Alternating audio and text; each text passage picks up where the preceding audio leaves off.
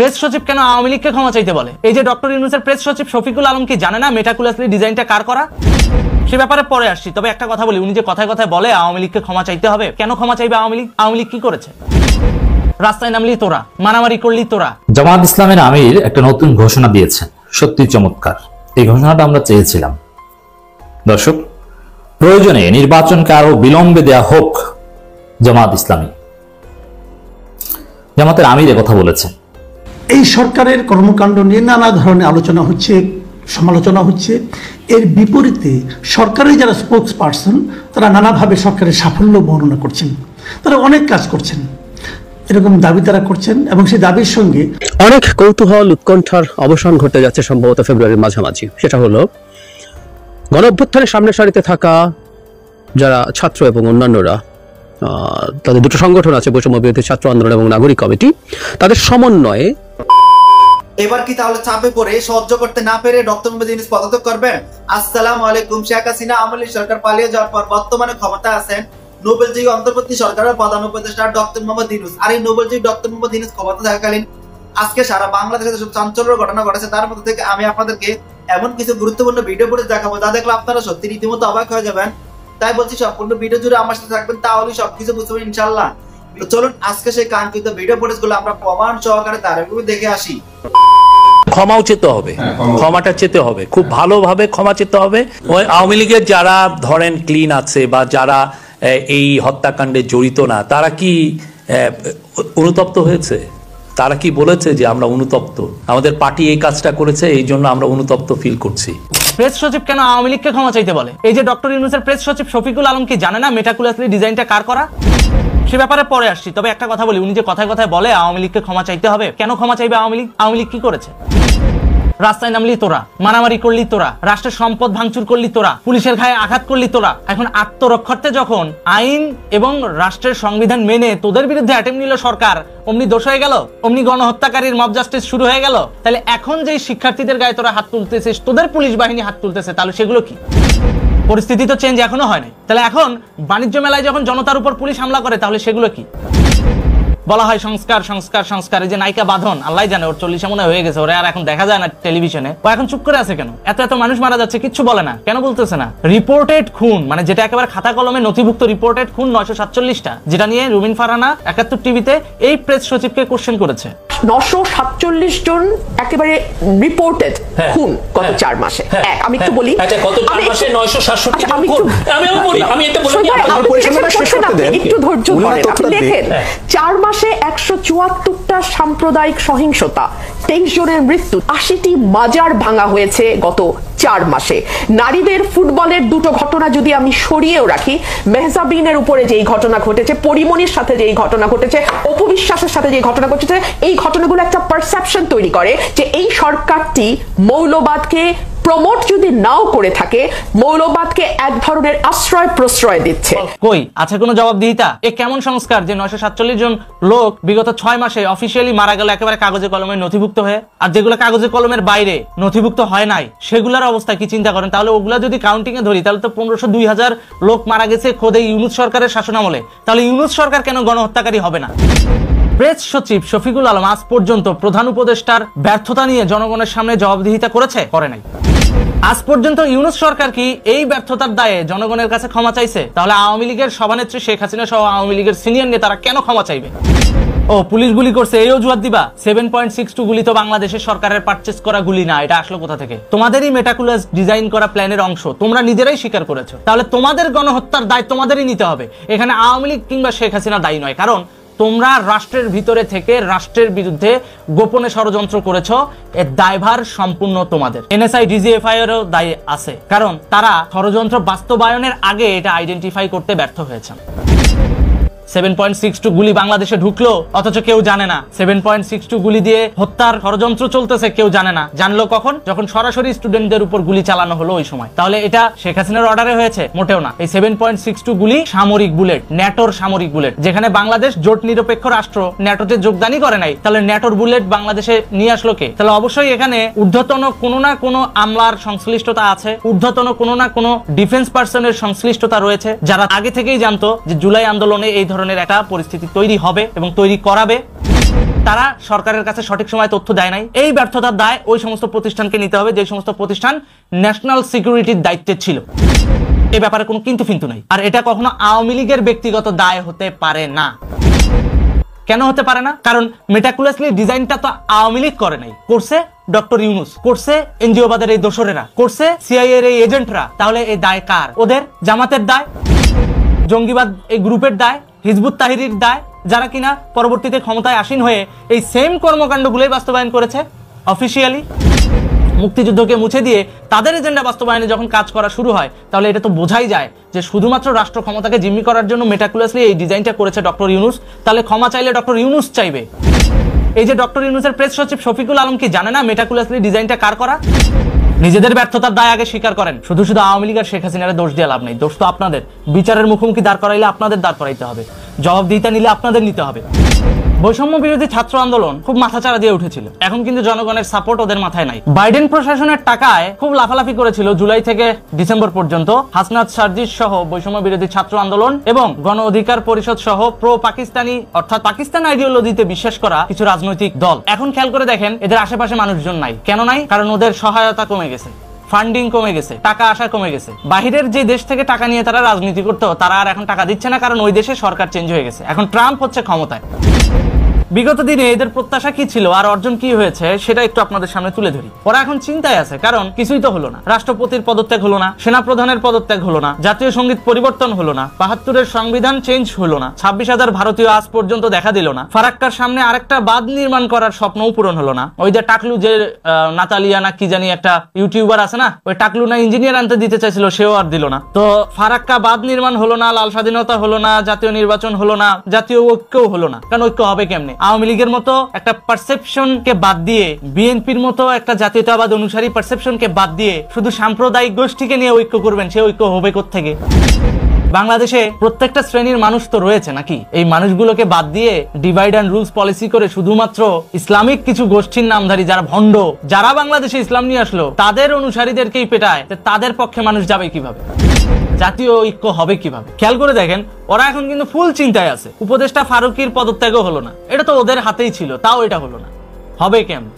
কারণ ওরা নিজেদেরকে যতটাই গণতান্ত্রিক গণতান্ত্রিক গণতান্ত্রিক বলে চিল্লাক না কেন, আসলে গণতন্ত্র কিংবা রাষ্ট্রের নিয়ন্ত্রণ কোনোটাই ওদের হাতে নাই। ওরা জাস্ট পুতুল, না চাইছে টাকা দিয়ে ওরা নাচছে। কিন্তু নাচতে নাচতে নিজেদের কিছু ব্যাড ইম্প্যাক্ট ওরা সমাজে এমন ভাবে দিছে, সেই ব্যাড ইম্প্যাক্টের কারণে ওদের উপর যে মানুষের ভরসা ছিল, আশা ছিল, সেই আশা ভরসা নাই। যেহেতু সেই আশা ভরসা নাই, সেহেতু এখন প্রধান উপদেষ্টার প্রেস সচিব শফিকুল আলমের যে প্রেস কনফারেন্স করে বকর বকর বকর বকর করা ছাড়া আর কিচ্ছু করার নেই। কেন কিচ্ছু করার নাই? কারণ উনি নিজেও একজন করাপ্টেড ব্যক্তি, সেটা পাবলিক বুঝে গেছে। আজকের ভিডিওটা প্রধান উপদেষ্টার সেই প্রেস সচিবকে নিয়েই। প্রেস সচিব শফিকুল আলম আজ পর্যন্ত প্রধান উপদেষ্টার ব্যর্থতা নিয়ে জনগণের সামনে জবাবদিহিতা করেছে? করে নাই।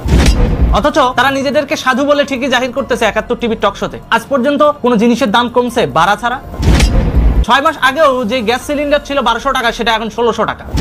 ৬ মাস আগেও যে তেলের বোতল ছিল ৫ লিটারি সয়াবিন তেল, যেটা ছিল ৭৮০ টাকা, সেটা এখন ১০০০ টাকা। সামনে রমজান আসলে যে কি হবে আল্লাহই ভালো জানে। এই যখন দেশের অবস্থা, ঠিক এই মুহূর্তে যখন সাংবাদিকরা দেশের হাল হাকিকত এবং গণতান্ত্রিক পর্যায়ে জনপ্রতিনিধি নিয়ে আসার জন্য চাপ দিচ্ছে, ঠিক সেই সময় তারা একটা অজুহাত খুঁজে পাইছে। সেটা হচ্ছে কি? আওয়ামী লীগকে ক্ষমা চাইতে হবে, তা না হলে নির্বাচন দেবে না, বা নির্বাচনে আওয়ামী লীগকে আসতে দিবে না। এ বেটা, তোর ক্ষমার আশা বা তোর পারমিশনের আশায় আওয়ামী লীগ বৈশা নাই। আওয়ামী লীগ যে কি করবে সেটা তুই ভাইবাও কুল পাবি না। জাস্ট আওয়ামী লীগের একটাই সমস্যা, সেটা হচ্ছে দীর্ঘদিন তারা তৃণমূল থেকে বঞ্চিত ছিল, বাট ধীরে ধীরে এখন দেশের স্বার্থে তারা ঐক্যবদ্ধ হওয়া শুরু করেছে। আর তোদের যে সমস্ত দালাল আওয়ামী লীগের ভিতরে ছিল হাইব্রিড, সেগুলাকে আইডেন্টিফাই করে ছাঁটাই করতে তো একটু সময় লাগবেই। সেই সময়টাই নিচ্ছে আওয়ামী লীগ।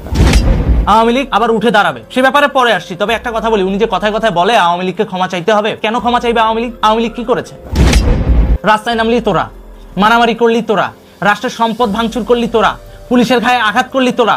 এখন আত্মরক্ষার্থে যখন আইন এবং রাষ্ট্রের সংবিধান মেনে তোদের বিরুদ্ধে অ্যাটেম্প নিল সরকার, অমনি দোষ হয়ে গেল, অমনি গণহত্যাকারীর মব জাস্টিস শুরু হয়ে গেল।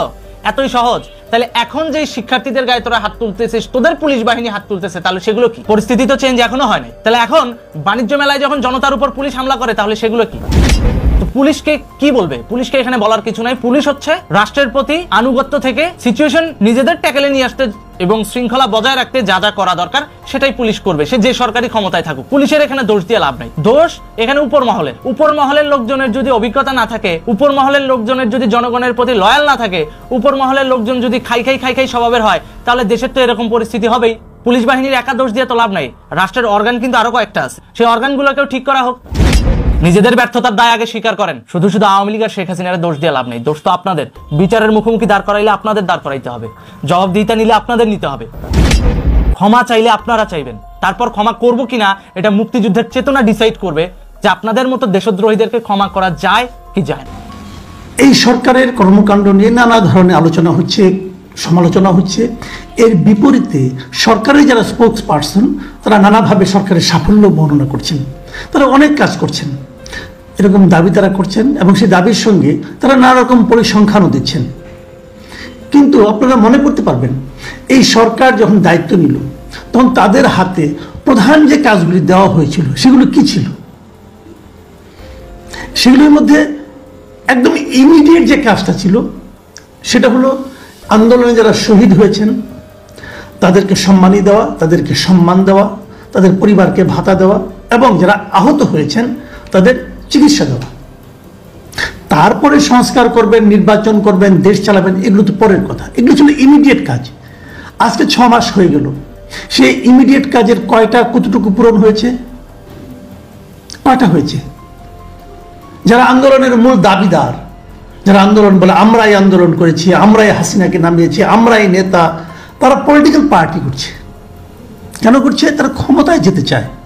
2-1 ক্ষমতায় যে বসেও আছেন, ওখানে বসে বসে তারা নানা ধরনের জ্ঞানের কথা বলছেন। কিন্তু যারা আহত হয়েছেন তাদের কি অবস্থা? তারা আজকে কি করছে? তারা আজকে রাজপথে আছে। গতকাল থেকে আমরা জানলাম যে শনিবার বিকেল থেকে তারা কিন্তু রাজপথে বিক্ষোভ করেছিল আহতরা, যারা নাকি হাসপাতালে ছিল।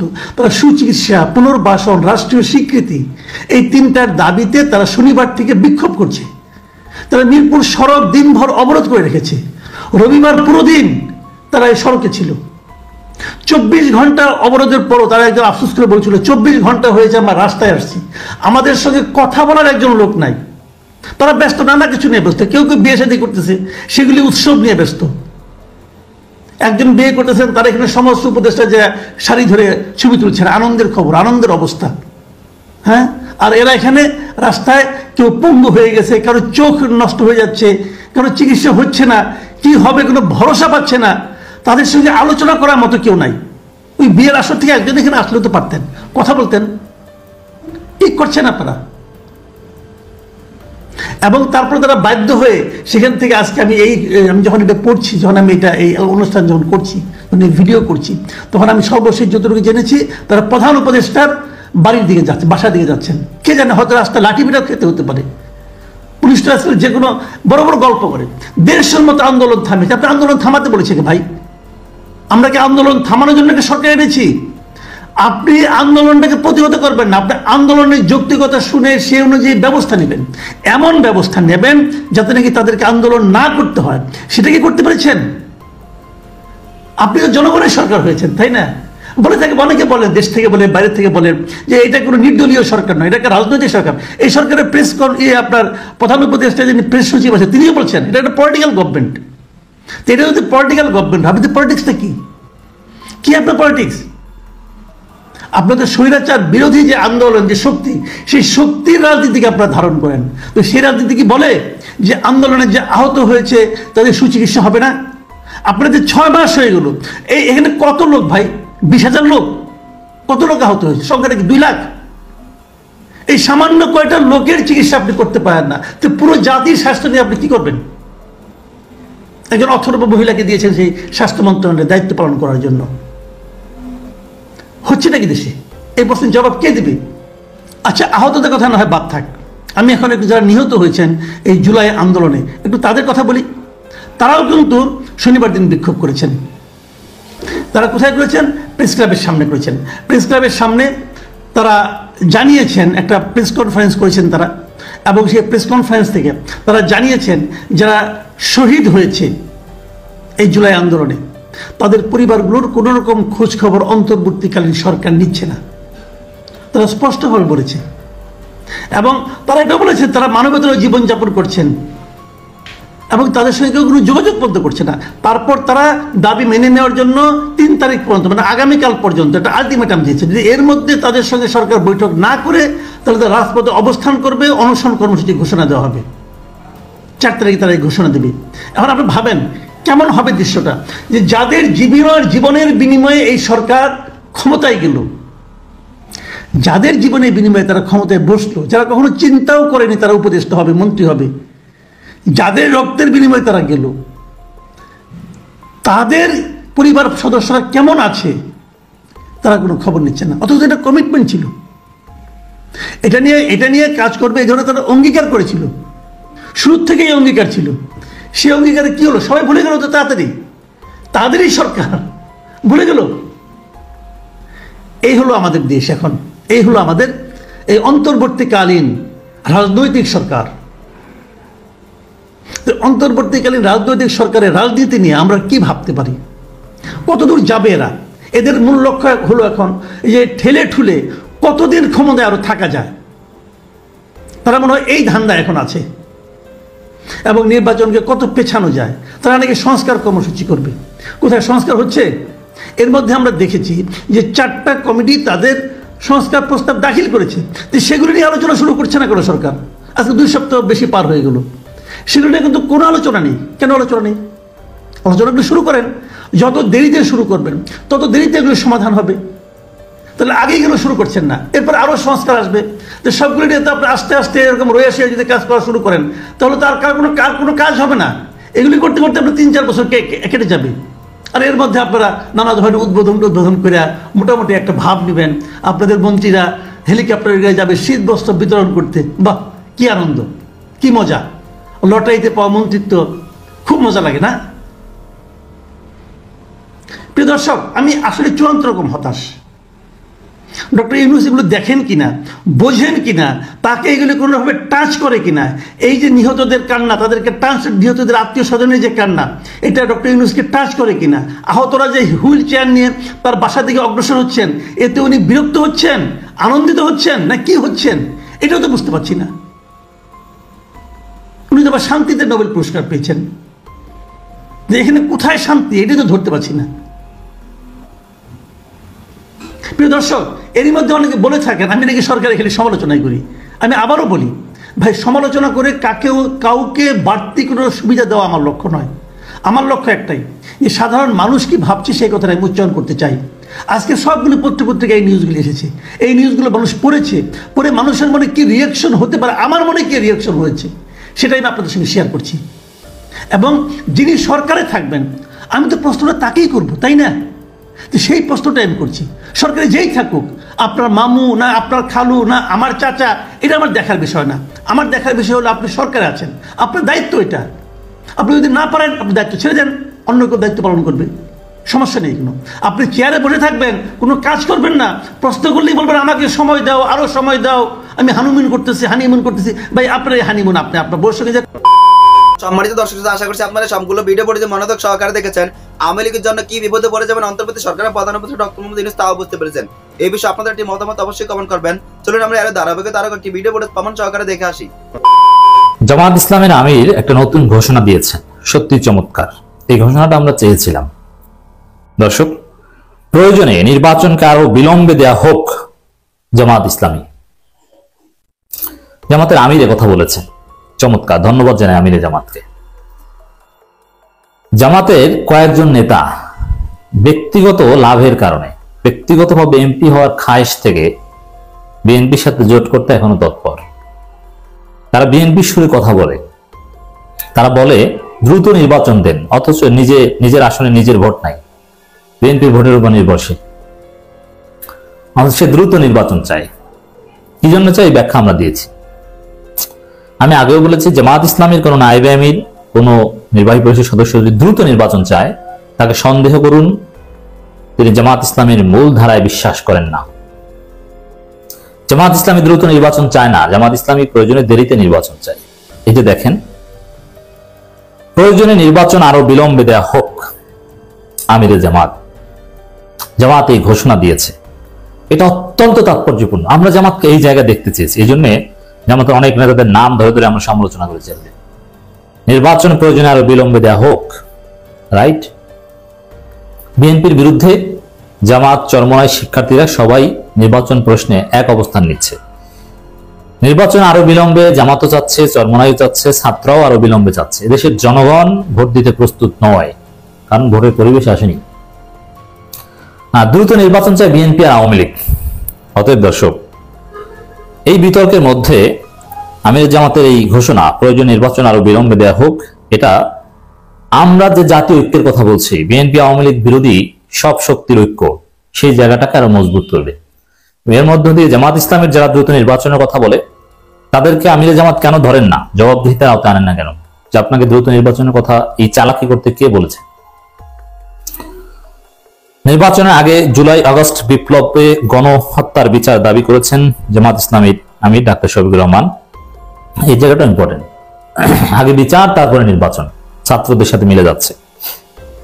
তিনি বলেছেন, বিগত সময় যারা আওয়ামী লীগ মানুষ হত্যা করেছে তাদের বিচার আগে নিশ্চিত করতে হবে, প্রয়োজনে নির্বাচন আরো বিলম্ব দেওয়া হোক।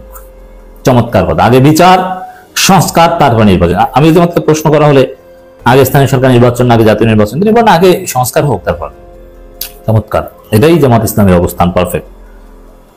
সুনামগঞ্জ সরকারি জুবিলি উচ্চ বিদ্যালয় মাঠে দলীয় কর্মী সভায় প্রধানমন্ত্রীর বক্তব্য তিনি কথা বলেন। ডাক্তার শফিকুর রহমান বলেন, আমরা অতীত নিয়ে কামড়াকামড়ি চাই না। অতীত নিয়ে কামড়াকামড়ি চাই না, এর অর্থ এর হচ্ছে ৭১ নিয়ে যে ভারতীয় ফাইন্যান্সে যে ব্যবসা বাংলাদেশে, ৭১ কেন্দ্রিক যে অপরাজনীতি, এটা চাই না। এবং এই তরুণ প্রজন্মের কাছে ৭১ সবার কাছে অ্যাকসেপ্টেড, সম্মানিত, কিন্তু ৭১ নিয়ে রাজনীতি তরুণ প্রজন্মের কাছে গ্রহণযোগ্য নয়। ৭১ নিয়ে চেতনাবাদী তাদের কাছে গ্রহণযোগ্য নয় বলেই তারা স্লোগান দিয়েছেন, তুমি কি আমি কি, রাজাকার রাজাকার।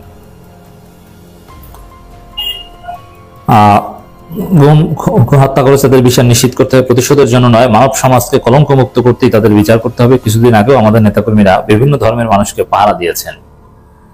নেতাকর্মীদের কেউ কখনো কোনো ধর্মের মানুষের উপর মন্দির, গির্জা, প্যাগোডায় আঘাত করেনি। আমাদের নেতাকর্মীর ৫ আগস্টের পর থেকে টানা ১৫ দিন স্বেচ্ছাসেবী হিসেবে পাহারা দিয়েছে, সব ধর্মের মানুষের নিরাপত্তা নিশ্চিত করার চেষ্টা করছে। জামাত ইসলাম ১ টাকা চাঁদা নেয়নি, নেবে না, কাউকে নিতেও দিবে না। জামাত নেতাকর্মীরা সৎ ও আদর্শিক উল্লেখ করে তিনি বলেন, আমাদের নেতাকর্মীরা কোনো জলমহল, বালুমহল, ফুটপাত, বাস স্ট্যান্ড দখল করেনি। টেম্পো স্ট্যান্ডটা বলেন নাকি? টেম্পো স্ট্যান্ড বলেই তো বিএনপি বুঝে যায় যে আমাদেরকে বলছে। আমাদের নেতাকর্মীরা চাঁদাবাজির সঙ্গে জড়িত না, নেতারা মামলা বাণিজ্যের সঙ্গে জড়িত না, তবে কেউ অপরাধ করলে তাকে আইনের আওতায় নিয়ে আসার আহ্বান জানান তিনি। তবে হ্যাঁ, জামাত যেহেতু এখন বড় সংগঠন হয়েছে, জামাতের নাম ব্যবহার করে অনেক কিছু করার চেষ্টা করবে। এই জন্যে আমি জামাত অনুমতি দিয়ে দিয়েছেন, আর জামাতের কেউ বাঁচাতে যাবে না। আওয়ামী লীগের রাজাকার বেশি ইঙ্গিত করে তিনি বলেন, গত জালেম সরকার সারা দেশে ১০,০০০ রাজাকার তালিকা তৈরি করেছে। এই তালিকা ৮০% লোকই ছিল আওয়ামী লীগের। তারাই অপকর্ম করছে। তারা আমাদের কথায় কথায় বলে অমুক দেশ তমুক দেশে যাওয়ার জন্য। এখন তো বিএনপিও বলে পাকিস্তানে যাওয়ার জন্য জামাতকে। এখন তারাই বিনা পাসপোর্টে, বিনা টিকিটে, বিনা ভিসায় পালিয়ে গেছে। ভারত তাদের বর্ডারের জন্য যে আইন, সে আইন তারা মানছে না, এর মানে অনুপ্রবেশ করতে দিচ্ছে আওয়ামী লীগ নেতাদের। যদি প্রমাণিত হয় যে আওয়ামী লীগের নেতা ইমিগ্রেশন ছাড়া অনুপ্রবেশ করেছেন, কিচ্ছু বলেন, অথচ এর জন্য তাকে জেলে থাকার কথা। দেশবাসীর কাছে সমর্থন চেয়ে ডাক্তার শফিকুর রহমান বলেন, আমরা জনগণের সমর্থন নিয়ে ক্ষমতায় যেতে পারলে উন্নয়নের চূড়ায় পৌঁছে দেব দেশকে। এই জেলায় সুনামগঞ্জের কথা বলছেন, সম্পদ ও সম্ভাবনা আছে, অঞ্চল ভিত্তিক আলাদা আলাদা উন্নয়ন প্রতিশ্রুতি দিচ্ছেন। ২৫০ বছর আগে ব্রিটিশ, পর্তুগিজ, মোগলরা আমাদের দেশে এসে কাজ করতে এসেছিল, কিন্তু এখন আমাদের মেধাবীরা দেশ ছেড়ে চলে যাচ্ছে। মেধা সঞ্চয় করে তারা আর ফিরছে না, তবে সেই দেশ এখনো করা সম্ভব। জামাত ইসলামী যদি ক্ষমতায় আসে, এমন দেশ গড়বে যে বিদেশ থেকে পড়াশোনা করে সবাই আবার দেশে ফিরে আসবে। দর্শক, মূল পয়েন্ট এটা যে জামাত ইসলামী এখন বলছে যে প্রয়োজনে দেরিতে নির্বাচন হোক। অনেক কৌতূহল, উৎকণ্ঠার অবসান ঘটতে যাচ্ছে সম্ভবত ফেব্রুয়ারির মাঝামাঝি। সেটা হলো গণঅভ্যুত্থানের সামনের সারিতে থাকা যারা ছাত্র এবং অন্যান্যরা, তাদের দুটো সংগঠন আছে, বৈষম্য বিরোধী ছাত্র আন্দোলন এবং নাগরিক কমিটি, তাদের সমন্বয় মানে তারা এই দুটো সংগঠন রেখে দেবেন, এখান থেকে গিয়ে তারা একটা দল তৈরি করতে যাচ্ছেন, সেটা ঘোষিত হবে মাঝামাঝি ফেব্রুয়ারির মাঝামাঝিতে। অনেকগুলো জল্পনা কল্পনা আছে, অনেকগুলো আলাপ আছে, এবং সবচেয়ে জরুরি কথা, এই প্রশ্নটা এখন রাজনীতির মাঠে খুবই মাথাচাড়া দিচ্ছে, সেটা হলো ছাত্রদের সাথে বিএনপির সম্পর্ক কেমন হবে, ছাত্র মানে সেই রাজনৈতিক দলের সাথে। কারণ এই মুহূর্তে এক ধরনের আপাত সংঘাতময় পরিস্থিতি এই দুটো পক্ষের মধ্যে দেখা যাচ্ছে। তাদের কি এই সংঘাতময় পরিস্থিতি থাকবে, সেটা আরো বেশি বাড়বে, নাকি এক ধরনের অবিশ্বাস্যভাবে তাদের মধ্যে ইন্টারাকশন ভালো হয়ে তাদের আন্ডারস্ট্যান্ডিং বা সমঝোতাও হতে পারে, এই আলাপও আছে। দলের দু একটা কথা বলা একটু দরকার। আমরা এর মধ্যে একটা জায়গায় নিউজ এসছে, আমরা দেখেছি যে দলের মধ্যে একটা খুবই কৌতূহলোদ্দীপক প্রশ্ন তথ্য ছিল, সেটা হচ্ছে ছাত্র উপদেষ্টারা দুজন, জনাব নাহিদ এবং জনাব আসিফ, পদত্যাগ করবেন এবং দলে যোগ দেবেন, সেটা দল তৈরি হওয়ার আগেই, মানে দলের শুরু থেকে তারা থাকবেন। এবং এই তথ্য সামনে এসছে, জনাব নাহিদ ইসলাম সদস্য সচিব হিসাবে এই দলে থাকবেন, আর জনাব মাহফুজ আলম জুনে বেরিয়ে এসে দলে যোগ দিবেন, এরকম তথ্য এসছে। আমি জানি না যদি সত্য হয়ে থাকে মাহফুজ আলম আবার কয়েক মাস বেশি কেন থাকবেন, আই ডোন্ট নো, কিন্তু এরকম একটা জল্পনা কল্পনা ছিল, কিন্তু সেটা অস্বীকার করেছেন অন্তত ফর দ্য টাইম বিং। জনাব নাহিদ ইসলাম সাংবাদিকদের সাথে কথা প্রসঙ্গে বলেছেন দল তৈরি বা তাতে যোগ দেওয়ার সিদ্ধান্ত হয়নি এখনো, মানে উনি কখনোই যোগ দেওয়া হবে না এই ধরনের কিছু বলেননি, এটাকে ফরএভার নাকচ করে দেননি, অন্তত এই মুহূর্তে তাদের সিদ্ধান্ত নেই, এই ধরনের কথা বলেছেন। আমি ব্যক্তিগতভাবে মনে করি যে এটা ঠিকই আছে তাদের জায়গা থেকে, এটা কনফার্ম হওয়ার আগে শেষ মুহূর্ত পর্যন্ত তারা তাদের হিসেব নিকেশ করবেন, বুঝবেন কি করলে তাদের জন্য ভালো হবে। কিন্তু আমি ধারণা করি তারা দলে যোগ দিচ্ছেন, এবং এটা দলে যোগ দেওয়া উচিত কয়েকটা কারণে। আমি প্রায়ই জনাব নাহিদ ইসলাম সম্পর্কে বলি তার অন্তত দলে থাকা উচিত, কারণ এই মুভমেন্টে নাহিদ ইসলামকে অনেক বেশি প্রমিনেন্ট দেখা গেছে এই সময়টায় উনি ছিলেন, এবং অসম সাহসিকতার সাথে এই মুভমেন্টে উনি দাঁড়িয়েছেন, নেতৃত্ব দিয়েছেন। সো তিনি দলে থাকলে এটা সবচেয়ে ভালো হবে। এবং একটা ভুল উনি করেছেন মেজর, আমি মনে করি জনাব মির্জা ফখরুল ইসলাম আলমগীরের মন্তব্যের পরিপ্রেক্ষিতে তিনি ফেসবুক স্ট্যাটাস যেভাবে দিয়েছেন এবং যেভাবে বিবিসির সাথে কথা বলেছেন, এর বাইরে উনি যথেষ্ট ম্যাচিওর আচরণ করেছেন। সো তার দলে যাওয়া উচিত এবং তার দলের ইমেজের জন্য ভালো হবে। একই সাথে ছাত্র উপদেষ্টারা আসলে সরকারে থাকলে সরকারের নিরপেক্ষতা প্রশ্নবিদ্ধ হবে, কোনো সন্দেহ নেই এতে। তারা যতই বলুন না কেন যে আমরা সরকারে আছি, আমরা কোনোভাবে দলের সাথে ইনভলভড নই, এটা আসলে মানুষ এন্ডোর্স করবে না, মানুষ এই আর্গুমেন্ট বাই করবে না। আমি বহুবার বলেছি, আজকে রিপিট করছি না, বহু ক্ষেত্রেই আমরা দেখব উপদেষ্টাদের সাথে যারা বাইরে আছেন তাদের কথার ওভারল্যাপিং আছে, আবার বাইরের যারা কথা বলছেন সেটা উপদেষ্টাদের মুখে দেখা যাচ্ছে। আর আমরা তো সমাজে থাকি, প্রায় এই কথাটা বলি, দেখা যায় যে, বা এই তথ্য আমরা জানি যে উপদেষ্টারা কোনো না কোনো ফর্মে দল তৈরির সাথে আসলে এখনো ইনভলভ, কারণ এই দলের জন্য বিভিন্ন এলাকায় কাজ বেশ আগে থেকে চলছে। সুতরাং তারা সরকারে না থাকাটাই ভালো হবে, সব দিক থেকে ভালো হবে। যে বিতর্ক, যে নিরপেক্ষতার প্রশ্ন, সেগুলো সরে গিয়ে তারা তাদের মতো করে ফুল সুইং সব যোগ্যতা, সব শ্রম, সব মেধা দিয়ে তাদের দল তৈরি করতে পারবেন। সো দলটা তৈরি হতে শুরু হলো।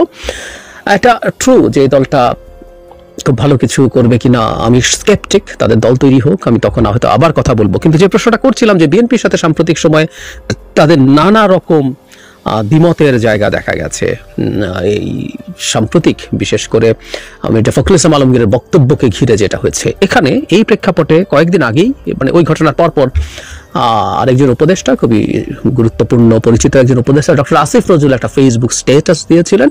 সেই স্ট্যাটাসটা আমি একটু পড়ি, অনেকে চোখে পড়েছি, একটু কয়েকদিন সময় হয়ে গেছে, তারপরও ওখানে একটা ইঙ্গিত আছে, সেই ইঙ্গিতটা নিয়ে কথা বলতে চাই।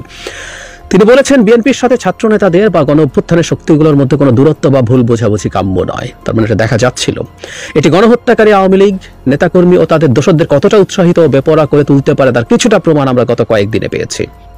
গত দুদিন ফেসবুক চেয়ে গিয়েছিল ডক্টর মোহাম্মদ ইউনূস উপদেষ্টা ও ছাত্র নেতাদের পলায়নের গুজবে। এই গুজবের উন্মত্ততায় আওয়ামী লীগের নেতাকর্মীরা নাশকতা করার চেষ্টা করেছে, এমন খবরও প্রকাশিত হয়েছে। আতঙ্কিত হয়ে আমার কাছে দু একজন ফোন করেছেন ঘটনা কি জানার জন্য।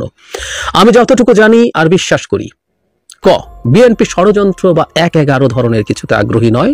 খ, ছাত্র নেতারা সরকারে থাকা অবস্থায় কোনো রাজনৈতিক দল গঠন করছেন না বা এতে যোগ দিতে যাচ্ছেন না।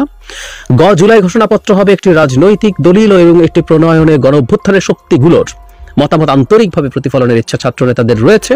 ঘ, খুবই গুরুত্বপূর্ণ, এই জায়গাটাতেই আসতে চেয়েছিলাম, বিএনপি ও ছাত্র নেতারা এমনকি নির্বাচন কেন্দ্রিক বৃহত্তর সমঝোতার বিষয়ে অনাগ্রহী নন। ব্র্যাকেটে লিখেছেন, এর ধরন ও ফর্মুলা আলোচনা সাপেক্ষে, তাই বিরোধের কোনো কারণ নেই। তারপরে ঐক্য বা এসব কথা বলেছে, কিন্তু আমি ঘটা আরো একবার পড়তে চাই। বিএনপি ও ছাত্র নেতারা এমনকি নির্বাচন কেন্দ্রিক বৃহত্তর সমঝোতার বিষয়েও অনাগ্রহী নন। নানা জায়গা থেকে আমরা নানান কিছু শুনি। এখানে একজন উপদেষ্টা যেহেতু পাবলিকলি কথা বলেছেন, আমি পাবলিকলি আসা তথ্য ছাড়া কথা বলি না, এটা আপনারা অনেকেই হয়তো জানেন। সেটা কোনো মেইনস্ট্রিম মিডিয়াতে হোক অথবা সামাজিক মাধ্যমে কোনো দায়িত্বশীল মানুষ যখন কোনো কথা বলেন। এখন ডক্টর আসিফ নজরুল যখন বলছেন নির্বাচন কেন্দ্রিক কোনো সমঝোতায় বিএনপি এবং ছাত্ররা অনাগ্রহী নন, বেশ আনসার্টেন, বেশ সফট, বেশ লো টোনে কথাটা বলা হয়েছে, কিন্তু এই ধরনের একটা আলাপ তো তাহলে আছে, বলাই যায়। আমরা একটু বিএনপির বিদ্যমান অবস্থানটা যদি একটু বোঝার চেষ্টা করি, এখন বলে কথা না, এটা শেখ হাসিনা পতন বলে না। গত 2-3-4 বছর আগে থেকে যখন শেখ হাসিনার বিরুদ্ধে আন্দোলন তৈরি হচ্ছিল, বিএনপির সাথে অনেকেই যুক্ত ছিলেন, তাদের 12 দল ছিল, গণতন্ত্র মঞ্চ ছিল, সবার সাথে এই মুভমেন্টের সময় জনাব তারেক রহমান একটা কথা খুব স্পষ্টভাবে বলেছেন, বিএনপির পক্ষ থেকে, বিএনপিও রিপিটেডলি বলেছে, তারা যদি সরকার গঠন করতে পারেন তাহলে তারা সরকার গঠনের পর জাতীয় সরকার তৈরি করবেন। তার মানে ভূমিধ্বস বিজয় যদি তারা পানও, তারপরও তারা চাইবেন জাতীয় সরকার গঠন করতে। এখন 5 আগস্ট পরবর্তী যে অবস্থা, এখানে আগামী নির্বাচনের যে ইকুয়েশন আছে, আসলে এই ইকুয়েশনে বিএনপির কাউকে সাথে রাখার আমার মনে হয় না দরকার আছে। আমি কথাটা একটু সুইপিং কমেন্টের মতো মনে হতে পারে, কেউ বলতে পারেন ওর অনেক শক্তি হয়েছে, তার অনেক শক্তি হয়েছে, কেউ কেউ বলেন জামাত নাকি বিরাট শক্তি সঞ্চয় করেছে। আমি মনে করি না। ফেসবুকে তাদের শোরগোল এবং গালিগালাজ, অনেকেই প্রচুর গালিগালাজ করছেন, এটা নিয়ে একদিন আলাদা কথা বলবো। তো দেখে আমাদের মনে হতে পারে অনেক মনে হয় তারা হয়ে গেছেন, আমি মনে করি না। সো বিএনপিকে চ্যালেঞ্জ করার মতো কোনো প্রেক্ষাপট এখন বাংলাদেশের নির্বাচনী রাজনীতিতে বিরাজ করে বলে মনে করি না। ফলে বিএনপির এক ধরনের জোট করার আসলে কোনো দরকার নেই মনে হতে পারে। কিন্তু এই প্রেক্ষাপটে আমরা দেখছি যে বিএনপির সেই জাতীয় সরকারের কনসেপ্ট তারা এখনো রেখেছে। নট অনলি দ্যাট, তারা তাদের সাথে থাকা, যুগপৎ আন্দোলন করা অনেকের ব্যাপারে এক ধরনের ছাড় দিচ্ছেন। নির্বাচনের ক্ষেত্রেও গণতন্ত্র মঞ্চের কিছু নেতা তাদের এলাকায় ক্যাম্পেইন করছেন, এসব সিট সম্ভবত বিএনপি তাদেরকে ছেড়েই দিচ্ছেন। এমনকি গণ অধিকার পরিষদের 2 নেতা জনাব নূর এবং জনাব রাশেদ তাদের এলাকায় গিয়ে বাধার সম্মুখীন হওয়ার পর বিএনপির পক্ষ থেকে চিঠি দিয়ে তাদের যে নেতাকর্মী আছে তাদেরকে শান্ত করার চেষ্টা করা হয়েছে, তাদেরকে ক্যাম্পেইন করার সুযোগ দেওয়ার জন্য। তার মানে আমরা বুঝতে পারছি নির্বাচনেও বিএনপি এক ধরনের আসনের আলোচনা বা সমঝোতায় যাবে। ফলে এই আওয়াজটা এখন উঠতে শুরু করতে পারে বা কিছুটা হলে উঠেছে বলে আমি ধারণা করি। বিএনপি যেমন একটা জাতীয় সরকারের চিন্তা করছে, তেমনি সংসদেও তারা কিছু মানুষজনকে এ ধরনের সমঝোতার মাধ্যমে নেয়ার চিন্তা করবে কিনা, এবং ছাত্রদেরকে যদি বিএনপি এটা অ্যাকোমোডেট করে, আমার কাছে এর চেয়ে সুন্দর কিছু হয় বলে মনে হয় না। এখন কতটুকু হবে, কি হবে, সেটা অন্য আলোচনা, সেটা আলোচনা হতে থাকবে এবং এই আলোচনার মাধ্যমে নির্ধারিত হবে কতটুকু ছাড় বিএনপির পক্ষ থেকে দেওয়া হবে, কতটুকুতে এই ধরনের আন্ডারস্ট্যান্ডিং হবে।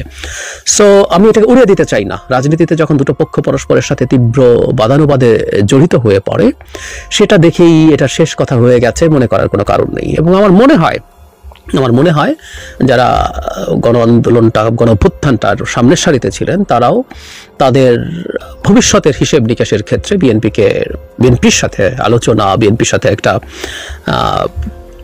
এক ধরনের সমঝোতা, এই চিন্তা তারা রাখতে পারেন। কারণ যদি তারা মধ্যপন্থী রাজনীতির কথা ভাবেন, আমি এই জায়গাটাকে আসলে গুরুত্ব দিতে চাই। আমি নাগরিক কমিটি বা বৈষম্য বিরোধী ছাত্র আন্দোলনের একাধিক নেতাকে দেখেছি, তারা বিভিন্ন টক শোতে এই আলাপটা করছেন যে এটা একটা মধ্যপন্থী দল হতে যাচ্ছে। সুতরাং মধ্যপন্থী দল যদি হয়ে থাকে, তাহলে ইসলামিস্ট ফোর্সগুলো তাদের জন্য কোনো বিকল্প না। সেই বিকল্প একমাত্র বিএনপির সমস্যা আছে, স্খলন আছে। বিএনপি এখনই ক্ষমতায় আসার আগে সত্যিকার অর্থে বিএনপি তৃণমূলে বেশ কিছু লোকজন বিভিন্ন রকম চাঁদাবাজি সহ এরকম বিভিন্ন রকম অপরাধে জড়িত হয়ে পড়েছে, কোনো সন্দেহ নেই। এটার দায় মূলত সরকারের, এমনকি সেনাবাহিনী এখন মাঠে আছে, তারপরও কেন এগুলো হতে পারছে আমরা এই প্রশ্ন করতে পারি। তারপরও নৈতিকভাবে বিএনপির দিকে কেউ আঙ্গুল তুলতেই পারেন, তুলেছেনও। কিন্তু বিএনপি অন্তত সর্বোচ্চ পর্যায়ে এই ব্যাপারটার ব্যাপারে যে খুবই টাফ, সেটার প্রমাণ তারা দিয়েছেন 1002-এর মতো বহিষ্কার করে, তারপর এটা করছে। কিন্তু আমরা বলছি এই সুশাসনের জায়গাগুলো ধীরে ধীরে ধাপে ধাপে ঠিক করে নেওয়া যাবে। বিএনপি যদি ক্ষমতায় থাকতো, তখন আমরা বিএনপিকে পুরো ব্লেম করতে পারতাম যে তারা প্রশাসনিক বা আইন শৃঙ্খলা রক্ষাকারী বাহিনীকে দিয়ে ব্যবস্থা নিচ্ছে না কেন, তখন পুরো দায় তাদেরকে দিতে পারতাম।